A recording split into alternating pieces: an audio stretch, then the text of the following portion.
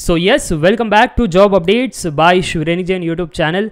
TSSP DCL की तरफ से रिक्रूटमेंट निकल करके आ रही है फॉर 2022। यस, यहाँ पर फ्रेशर्स एलिजिबल है, ऑल इंडिया अप्लाई कर सकते हैं। तेलंगाना को देख करके घबरा मत जाना, डोमिसाइल ऑफ तेलंगाना नेसेसरी नहीं है, अदर स्टेट्स भी अप्लाई कर सकते हैं, इसलिए कह रहा हूँ ऑल इंडिया एलिजिबल है। परमानेंट नौकरी आपकी होने वाली है। इन टोटल 70 वैकेंसी निकाली गई है, जहां पर आपकी पोजीशन असिस्टेंट इंजीनियर की होने वाली है। सैलरी भी अच्छी प्रोवाइड कर रहे हैं। ग्रॉस सैलरी आपकी 87,507 रुपीज पर मंथ, यानी CTC 10.5 लाख पर एनम की होने वाली है। बट देखो यार, इंपॉर्टेंट पॉइंट्स पहले ही बता देता हूं ताकि आपका समय वेस्ट ना हो। यहां पर BTech इन इलेक्ट्रिकल या फिर इलेक्ट्रिकल एंड इलेक्ट्रॉनिक्स वाले इंजीनियर ही एलिजिबल है। तो अगर आप फिट होते हो ये क्राइटेरिया में, तब पूरा वीडियो देखना, नहीं तो यहां पर वीडियो को छोड़ सकते हो। और अगर वीडियो को छोड़ रहे हो, जरूर से इस वीडियो को लाइक कर देना ताकि उन स्टूडेंट्स तक पहुंच सके जो इंटरेस्टेड है और एलिजिबल भी है। तो चलिए यार, अब डिटेल में बात करते हैं। वैसे ये ऑफिशियल न्यूज़ है, ऑफिशियल वेबसाइट पर लेकर आया हूं और आप यहां पर देख सकते हो notification for direct recruitment for the post of assistant engineer electrical.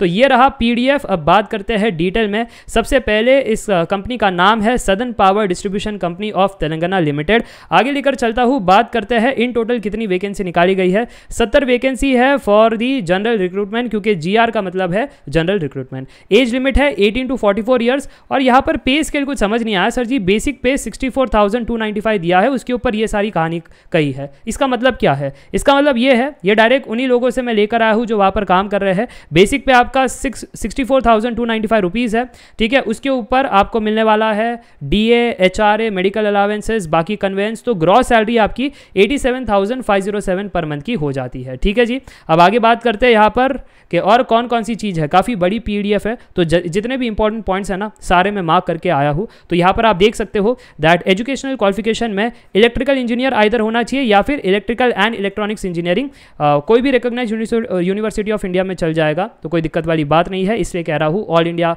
Apply कर सकते हैं। बट हाँ, ये 2 ही डिग्री वाले यहाँ पर अप्लाई कर सकते हैं। अच्छा, आगे बात करते हैं एज लिमिट। तो 18 to 44 ईयर्स दिया गया है। अगेन यहाँ पर रिलैक्सेशन मिल जाता है फॉर दी स्पेशल कैटेगरीज। अब वो जो स्पेशल कैटेगरीज है उसमें नेसेसरी है दैट अगर आप SC, ST, BC, EWS में से आप अप्लाई करना चाहते हो, तो उस केस में कहा गया है कि उस केस में आपके पास तेलंगाना का डोमिसाइल होना चाहिए, ठीक है। नहीं तो फिर अगर आप अदर स्टेट्स हो और अगर आप SC, ST हो, तो आप फाइट करो जनरल से और जनरल से आप सिलेक्शन पालो, ठीक है जी। आगे बात करते हैं। एप्लीकेशन फ़ीस जो है वो 200 रुपीज़ है। अब 200 रुपीज़ यहाँ पर अलग चीज़ है, ये है ऑनलाइन एप्लीकेशन प्रोसेसिंग फ़ीस। साथ साथ यहाँ पर आपके लिए एग्जामिनेशन फ़ीस भी रखी गई है जो है 120। तो टोटल बात करें तो 200 + 120 यानी 320 ये आपकी एप्लीकेशन फ़ीस रहने वाली है। अब अगर आप स्पेशल कैटेगरीज में आते हो जैसे SC, ST, BC, community, PH या फिर EWS, तो उस केस में आपके लिए कोई भी यहाँ पर मतलब वो जो एग्जामिनेशन फ़ीस है यानी 120 रुपीज़ वो माफ हो जाती है। बट ऑनलाइन प्रोसेसिंग फीस 200 रुपये तो आपको देनी पड़ेगी, ठीक है। और यहाँ पर लिखा गया है note applicants belonging to the other states are not exempted from payment of examination fees. तो मैंने स्टार्ट में ही कहा था, अगर आप स्पेशल कैटेगरीज का बेनिफिट उठाना चाहते हो तो तेलंगाना का डोमिसाइल वहाँ पर नेसेसरी है, नहीं तो आप जनरल वालों से फाइट करो और जो प्रोसेस है वो फॉलो करते रहो। आगे बात करते हैं यहाँ पर डिफरेंट सेंटर्स इन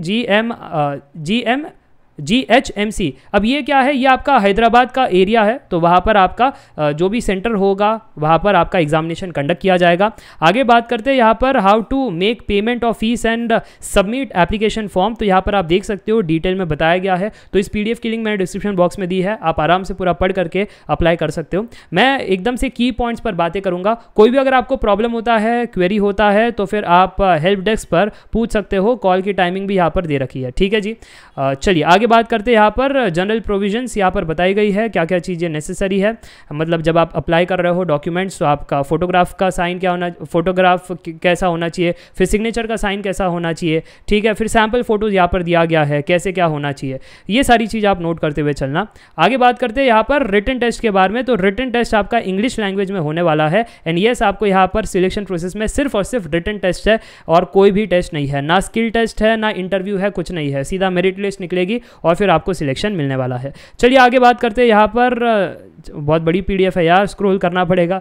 ठीक है चलो, तो बात करते हैं एग्जामिनेशन में कौन कौन से सवाल पूछने वाले हैं। 100 मार्क का पेपर होगा, 100 क्वेश्चन होने वाले हैं, MCQ क्वेश्चन है, OMR शीट भरनी है, CBT एग्जाम नहीं है। OMR शीट भरते हुए ब्लैक बॉल पेन का इस्तेमाल करना, ये भी बताया गया है।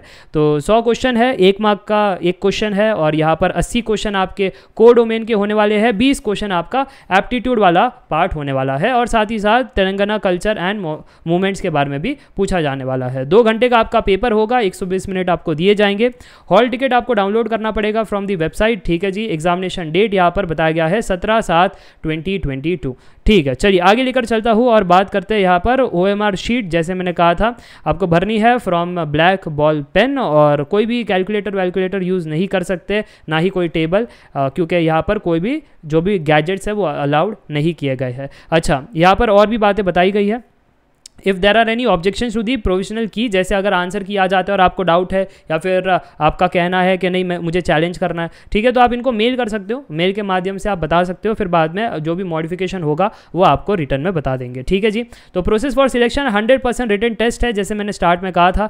मिनिमम क्वालिफिकेशन मार्क्स के बारे में बात करें तो जनरल वालों के लिए, या OC का मतलब होता है open caste general and EWS, उनके लिए 40% है, बाकियों के लिए थोड़ा सा कम है, बट बाकियों के लिए अगेन वो आपके पास डोमिसाइल होना चाहिए तब भी एलिजिबल हो। ठीक है, पे स्केल तो मैंने क्लियर कर दिया था स्टार्ट में, और यहाँ पर बताया गया है कि 1 साल आपका ट्रेनी होगा, ट्रेनी होने के बाद आपको परमानेंट नौकरी मिलने वाली है। और बॉन्ड अमाउंट आपका यहाँ पर बताया गया है कितने का बॉन्ड अमाउंट, अगर आपको बीच में छोड़ना है तो बीच में तो आप नहीं छोड़ पाओगे, 5 साल तो मिनिमम सर्व करना है, उसके बाद कभी भी छोड़ो तो कोई दिक्कत नहीं है, बट 5 साल के पहले छोड़ने का मन कर रहा है तो फिर यहाँ पर ये बॉन्ड अमाउंट है जो आपको पे करना पड़ेगा। चलिए आगे लेकर चलता हूँ, यहाँ पर बात करते हैं कुछ और इंपॉर्टेंट पॉइंट्स के बारे में। तो यहाँ पर बताया गया है कि कैसे क्या वैकेंसी बटी हुई है। ठीक है जी, कैटेगरी वाइज, तो ये आप देख सकते हो। बात करते हैं सिलेबस के बारे में, तो सिलेबस का पूरा यहाँ पर बताया गया है। इंजीनियरिंग मैथमेटिक्स है, तो अगर आपको पढ़ना है तो Shrenik Jain study simplified app से भी आप पढ़ सकते हो। Engineering mathematics same to same syllabus है, कंप्लीट मैथमेटिक्स कोर्स आप देख लेना। ठीक है, फिर बाद में आपका कोर का भी है,